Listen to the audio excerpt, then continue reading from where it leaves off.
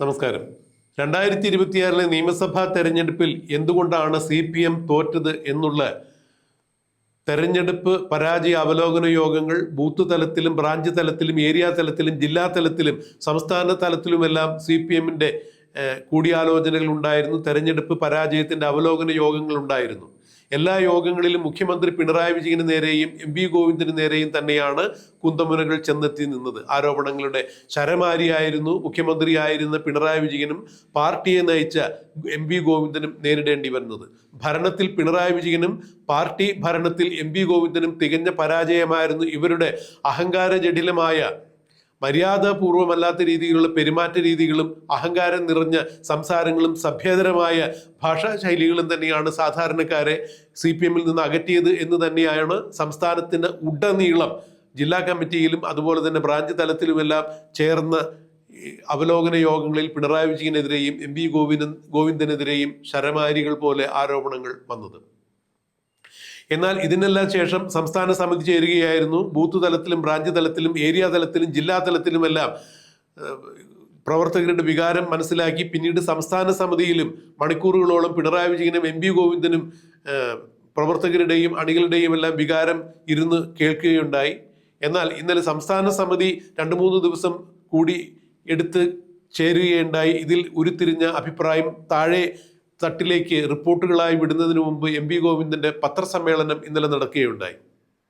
ഈ പത്രസമ്മേളനത്തിൽ MV Govindan പറഞ്ഞതാകട്ടെ, PK ശ്യാമളയെ തളിപ്പറമ്പിൽ നിന്നും മത്സരിപ്പിച്ചതിന് MV ഗോവിന്ദൻ എന്ന പാർട്ടി സംസ്ഥാന സെക്രട്ടറിയായ എനിക്ക് യാതൊരു തരത്തിലും തെറ്റുപറ്റിയിട്ടില്ല. എൻ്റെ ഭാര്യയാണ് PK ശ്യാമള എന്നതുകൊണ്ട് അവരെ മത്സരിപ്പിക്കാൻ പാടില്ലായകയില്ല. എന്നാൽ കണ്ണൂർ ജില്ലാ നേതൃത്വം തളിപ്പറമ്പിൽ നിന്നും PK ശ്യാമള മത്സരിക്കുന്നതിന് യാതൊരു തരത്തിലും അനഭിമതമായി ഒന്നും തന്നെ പറഞ്ഞിരുന്നില്ല. അവർ മത്സരിച്ചാൽ മതി എന്നുള്ള ജില്ലാ കമ്മിറ്റിയുടെ തീരുമാനമാണ് സംസ്ഥാന സമിതി ശരിവച്ചത് എന്നാണ് MV ഗോവിന്ദൻ പറഞ്ഞത്. അതുകൊണ്ട് അക്കാര്യത്തിൽ തനിക്ക് തെറ്റുപറ്റിയിട്ടില്ല എന്ന് MV ഗോവിന്ദൻ കൈകഴുകി മാറി നിൽക്കുന്നു. എന്നാൽ വെള്ളാപ്പള്ളി നടേശനെ പോലുള്ള വർഗീയ വിഷം തുപ്പുന്ന ആളുകളെ ചേർത്ത് പിടിക്കുകയും അവരെ കാറിൽ കയറ്റി കൊണ്ടുപോവുകയും അവരുടെ തോളിൽ കൈയിട്ടുകൊണ്ട് ആഗോള അയ്യപ്പ സംഗമം പോലുള്ള പരിപാടിക്ക് എത്തുകയും ചെയ്തതോടുകൂടി ന്യൂനപക്ഷ വിഭാഗങ്ങളുടേത് ഉൾപ്പെടെയുള്ള മതനിരപേക്ഷ നിലപാടുകളുള്ള ആളുകളുടെ ഉൾപ്പെടെയുള്ള വോട്ടുകൾ CPMന് നഷ്ടമായി എന്നുള്ളത് ചൂണ്ടിക്കാണിച്ചു MV ഗോവിന്ദൻ. അതിന് തീർച്ചും പിണറായി വിജയൻ കുറെ കൂടി ജാഗ്രത കാണിക്കേണ്ടതായിരുന്നു എന്ന തരത്തിൽ MV ഗോവിന്ദൻ പറഞ്ഞു വയ്ക്കുമ്പോൾ എനിക്ക് തെറ്റുപറ്റിയിട്ടില്ല, എന്നാൽ പിണറായി വിജയനാണ് തെറ്റുപറ്റിയത്, പാർട്ടി തോറ്റതിന്റെ കുറ്റം പിണറായി വിജയനാണ് എന്ന മട്ടിലാണ് MV ഗോവിന്ദൻ അത്തരത്തിലുള്ളൊരു പ്രസ്താവന ഇറക്കിയത്. പേരിന് മറ്റൊന്നുകൂടി അദ്ദേഹം എടുത്തു പറഞ്ഞു. കീഴ്ഘടകങ്ങളിൽ നിന്ന് കിട്ടിയ റിപ്പോർട്ടുകൾ അടിസ്ഥാനപ്പെടുത്തി വീണ്ടും തിരുത്തലുകൾ ആവശ്യമുണ്ടെങ്കിൽ തിരുത്തി മുന്നോട്ട് പോകും എന്ന് പറയുമ്പോൾ തീർച്ചയായും MV ഗോവിന്ദൻ എന്ന പാർട്ടി സെക്രട്ടറിക്കോ പിണറായി വിജയൻ എന്ന ഭരണത്തിൽ ഇരുന്ന മുഖ്യമന്ത്രിക്കോ അല്ല ഈ പരാജയത്തിന്റെ മുഴുവൻ ഉത്തരവാദിത്വം നേതൃത്വത്തിനാണ് എന്നാണ് പറഞ്ഞത്. നേതൃത്വത്തിന്റെ കൂട്ടായ ഉത്തരവാദിത്തമായിരുന്നു തെരഞ്ഞെടുപ്പ് ജയിക്കലും തെരഞ്ഞെടുപ്പിൽ ഏതെങ്കിലും തരത്തിൽ വീഴ്ച പറ്റുകയാണെങ്കിൽ അതിൻ്റെയും ഉത്തരവാദിത്തം നേതൃത്വത്തിൽ തന്നെയാണ്. അല്ലാതെ ഏതെങ്കിലും ഒരു നേതാവിനെ കോർണർ ചെയ്ത് പറയുന്നതിൽ കഥയില്ല.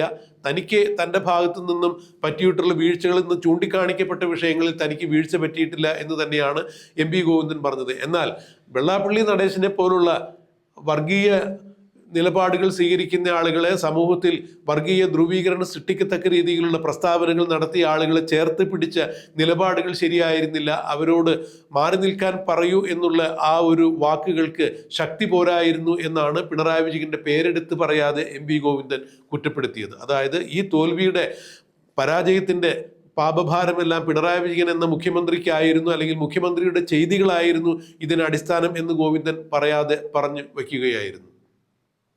എന്ത് തന്നെയായാലും CPMന്റെ കീഴ്ഘടകങ്ങളിലേക്ക് ഇന്ന് സംസ്ഥാന സമിതിയുടെ റിപ്പോർട്ടുകൾ പോകും. അതിൽ തുടർന്നുള്ള തീരുമാനങ്ങൾ ഇന്ന് ജില്ലാ കമ്മിറ്റി യോഗങ്ങൾ ഇന്നു മുതൽ ആരംഭിക്കുന്നു. ഇനി എങ്ങനെയും പാർട്ടിയെ എങ്ങനെയാണ് ഭരണത്തിലെത്തിയ ജനങ്ങളെ വിശ്വാസത്തിലെടുത്ത് പറ്റിയ തെറ്റുകൾ തിരുത്തി മുന്നോട്ട് പോകണം, അതിന് ഏത് തരത്തിലുള്ള പ്രവർത്തന പരിപാടികൾ രൂപീകരിക്കണം എന്നൊക്കെയുള്ള ആലോചനാ യോഗങ്ങളായിരിക്കും, അല്ലെങ്കിൽ അത്തരം കാര്യങ്ങളെക്കുറിച്ചുള്ള ആലോചനകളായിരിക്കും ജില്ലാ നേതൃത്വങ്ങളിൽ ഉണ്ടാവുക, ജില്ലാ പാർട്ടി യോഗങ്ങളിൽ ഉണ്ടാകുക, ഫോറങ്ങളിൽ ഉണ്ടാകുക എന്ന് തന്നെയാണ് MV ഗോവിന്ദൻ വ്യക്തമാക്കിയത്. എന്നാലും 2026 നിയമസഭാ തെരഞ്ഞെടുപ്പിൽ പാർട്ടിക്കുണ്ടായ കനത്ത പരാജയത്തിന് അന്ന് പാർട്ടിയെ നയിച്ച സംസ്ഥാന സെക്രട്ടറി എന്ന രീതിയിൽ MV ഗോവിന്ദന് വീഴ്ച പറ്റി എന്നുള്ള ആ ഒരു നിലപാടുകൾ അംഗീകരിക്കത്തക്ക രീതിയിലല്ല എന്ന് തന്നെ നിലപാടിലാണ് എം വി ഗോവിന്ദൻ എത്തി നിന്നത്. എന്നാൽ വെള്ളാപ്പള്ളി വിഷയത്തിൽ പിണറായി വിജയന് തെറ്റുപറ്റി എന്ന് പിണറായിയുടെ പേരെടുത്ത് പറയാതെ എം വി ഗോവിന്ദൻ പറയുകയും ചെയ്തതോടുകൂടി ഈ തോൽവിയുടെ പാപഭാരം പിണറായിക്കാണ് എന്ന് എം വി ഗോവിന്ദൻ സമർത്ഥിക്കുകയായിരുന്നു. എന്തായാലും ഈ റിപ്പോർട്ട് കീഴ്ഘടകങ്ങളിലേക്ക് എത്തുമ്പോൾ ജില്ലാതല യോഗങ്ങൾ ഇന്ന് CPM ആരംഭിക്കാനിരിക്കുന്ന സാഹചര്യത്തിൽ ഇതേ തുടർന്ന് ഇനി എന്ത് തരത്തിലുള്ള നിലപാടുകളായിരിക്കും ജില്ലാ കമ്മിറ്റിയിൽ നിന്ന് ഉയർന്നു വരിക എന്നുള്ളത് കണ്ടറിയണം. ഇപ്പോൾ തന്നെ പ്രതിപക്ഷ നേതൃസ്ഥാനത്ത് നിന്ന് മാത്രമല്ല MLA സ്ഥാനം കൂടി പിണറായി വിജയൻ രാജിവെക്കണം എന്നാണ് പല ജില്ലാ കമ്മിറ്റികളിൽ നിന്നും അഭിപ്രായം ഉയർന്നത്. അതുപോലെ എം വി ഗോവിന്ദനും തൽസ്ഥാനം രാജിവെച്ച് മാറി നിൽക്കണം, മാറേണ്ടവർ മാറണം, തിരുത്തേണ്ടത് തിരുത്തണം എന്നുള്ള CPM അണികളുടെയും പ്രവർത്തകരുടെയും വികാരം ഇവർ മാനിക്കുമോ, അതോ ഇനിയും പഴയതുപോലെ തന്നെ ധാർഷ്ട്യത്തിന്റെയും അഹങ്കാരത്തിന്റെയും തൻ പോരിമയുടെയും തൻ പ്രമാണിത്വത്തിന്റെയും പാതയിൽ CPM നയിക്കുമോ എന്നുള്ളതെല്ലാം കണ്ടറിയാൻ കാത്തിരിക്കുക.